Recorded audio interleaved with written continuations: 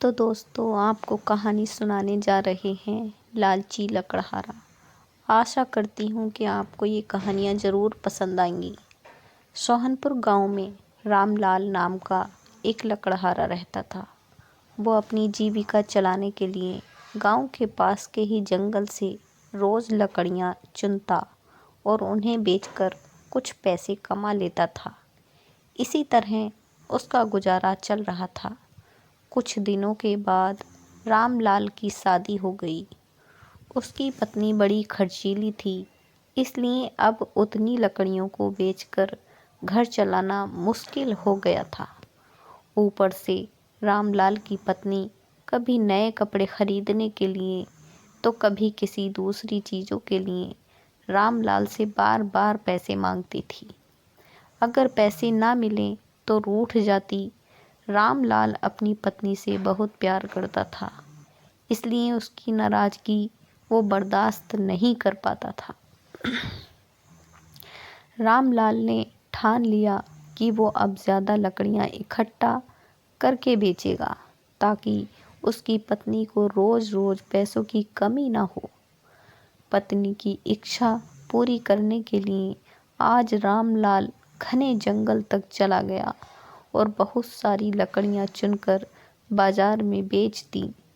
ज़्यादा लकड़ियों के ज़्यादा पैसे मिले तो खुश होकर रामलाल ने सारे पैसे अपनी पत्नी को दे दिए।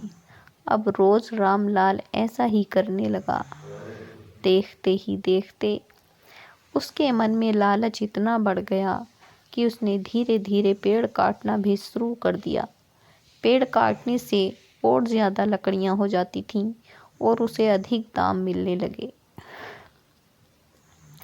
लकड़हारा हर हफ्ते एक पेड़ काटता और लकड़ियाँ बेचकर मिलने वाले पैसों से अपनी पत्नी के शौक पूरे करता।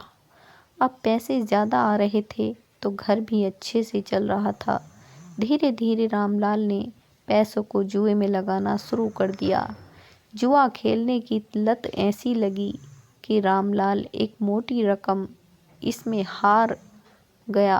अब इस रकम को चुकाने के लिए रामलाल ने एक दो मोटे मोटे पेड़ काटने का फैसला लिया। जैसे ही रामलाल ने जंगल में जाकर अपनी कुल्हाड़ी को एक बड़े से पेड़ पर चलाने की कोशिश की तो उस पर पेड़ की टहनी ने हमला कर दिया। रामलाल चौंक गया, फिर उसे पेड़ की एक टहनी ने लपेट लिया। रामलाल कुछ समझ नहीं पाया कि यह सब क्या हो रहा है। तभी पेड़ से आवाज़ आई, मूर्ख, तू अपने लालच के चक्कर में मुझे काट रहा है। तू सारे पैसे जुए में लुटा देता है और फिर पैसे लौटाने के लिए पेड़ काटने आ जाता है। तुझे पता है कि पेड़ कितने कीमती होते हैं।